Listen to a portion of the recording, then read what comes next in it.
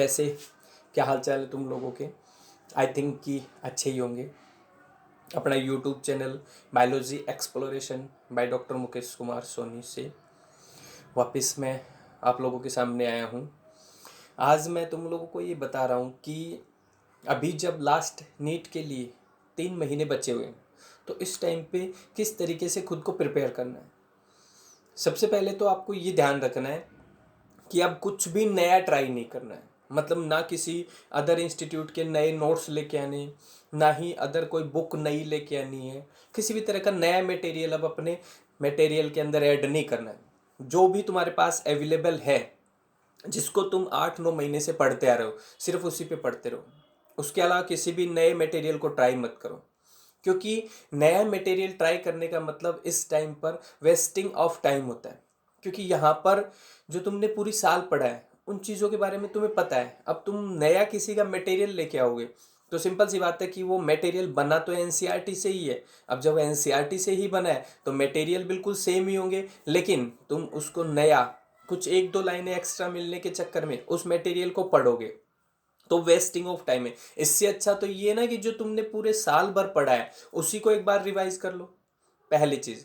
दूसरी चीज़, अब इस टाइम पर तुम्हें जो पुरानी चीज़ें निकल चुकी है उनको वापस से रीस्टोर करने की ज़रूरत है।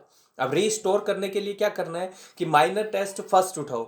माइनर टेस्ट फर्स्ट का सिलेबस नोट करो, फिजिक्स केमिस्ट्री जूलॉजी बॉटनी अलग अलग, और उनके नीचे फिक्स एक डेट डालो कि 7 या 8 डेज में मेरे को complete physics chemistry zoology botany यानी माइनर टेस्ट फर्स्ट का कंप्लीट सिलेबस पूरा अच्छी तरह से रिवाइज करना है विथ क्वेश्चन प्रॉब्लम सॉल्यूशंस। मतलब जो तुमने पैकेज पहले टाइम पे माइनर की प्रिपरेशन करी थी उस टाइम पे सॉल्व किया था, तो उस टाइम पे कुछ ऐसे सवाल थे जिनके ऊपर स्टार मार्क लगाया था, कुछ ऐसे थे जो तुम्हें अच्छे लगे थे सवाल, कुछ ऐसे थे जो तुम्हें बिल्कुल समझ में नहीं आए जिनको तुमने पूछा था टीचर्स से। उन सारे सवालों को अब रिवाइज करो। ये सारा करने के बाद फिर माइनर टेस्ट पेपर फर्स्ट को वापस से सॉल्व करो। इस तरीके से ये हर 7 से 8 दिन में अगर तुम ऐसे करते रहोगे तो आई थिंक कि मैक्सिमम 15 माइनर टेस्ट होते हैं। और अगर हर 15 माइनर टेस्ट को तुम लोग 5 से 6 दिन के अंदर अगर स्टोर करके चलते हो तो ये 3 महीने में अच्छी तरह पे प्रिपेयर हो जाएगा। इसके अलावा कुछ लास्ट टाइम के अंदर अपने को सिटिंग हॉर्स बढ़ा देने चाहिए। 8-9 महीने तुमने कितना टाइम दिया है वो ज़रूरी नहीं है, लेकिन अब इस लास्ट टाइम पर तुम अपना मैक्सिमम टाइम पढ़ने मत लगाओ। क्योंकि ये वो टाइम है जब तुम्हें चीज़ें वापस से रिकॉल करनी है, और अगर तुम टाइम कम दोगे तो टाइम कम दोने से वो चीज़ें रिकॉल नहीं होगी। जब चीज़ें रिकॉल नहीं होगी तो फिर तुम्हारा 9 महीने तक 10 महीने तक जो भी तुमने प्रिपरेशन करी है उसका कोई मतलब नहीं। ऑनलाइन ही सबने तैयारी करी है पूरी साल, इसलिए लेवल सबका एक ही है। कोई अपर लेवल नहीं है, कोई लोअर लेवल नहीं है। बस अब ये 3 महीने जम के खुद को फोकस करके एनसीईआरटी को पूरी तरह से माइंड में रखते हुए काम करो। मैं फिर तुम्हें कह रहा हूँ, किसी भी तरह के नए मटेरियल को ट्राई करने की अब रिक्वायरमेंट नहीं है। इसके अलावा नेक्स्ट जो मैं बात तुम्हें कह रहा हूँ कि अब जब भी तुम पेपर्स दो तो पेपर्स को पार्ट वाइज या टॉपिक वाइज मत डिवाइड करना। क्योंकि टॉपिक वाइज डिवाइड करते हो तो उसमें 45 सवाल अगर एक टॉपिक में बनाने तो बहुत डीप तक जाया जाता है। पार्ट वाइज भी करे तो एक चैप्टर से या 2 चैप्टर से 3 चैप्टर से 45 बनाते हैं तो सिलेबस आउट ऑफ एनसीईआरटी चला जाता है। फुल सिलेबस पेपर जब करोगे तो तुम देखोगे कि पूरे बायोलॉजी के अंदर से 90 सवाल बनाने, तो 90 सवाल बनाने तो उससे एनसीईआरटी से बाहर जाने की जरूरत ही नहीं पड़ती। इसलिए अपना मैक्सिमम जो करना है वो करना है फुल सिलेबस पेपर्स को सोल्व करने में। अब फुल सिलेबस पेपर्स को सोल्व करते टाइम पे कई बार तुम्हें कुछ सवाल ऐसे भी मिलेंगे जिनका तुम्हें सॉल्यूशन नहीं है, जिनका तुम्हें आइडिया भी नहीं।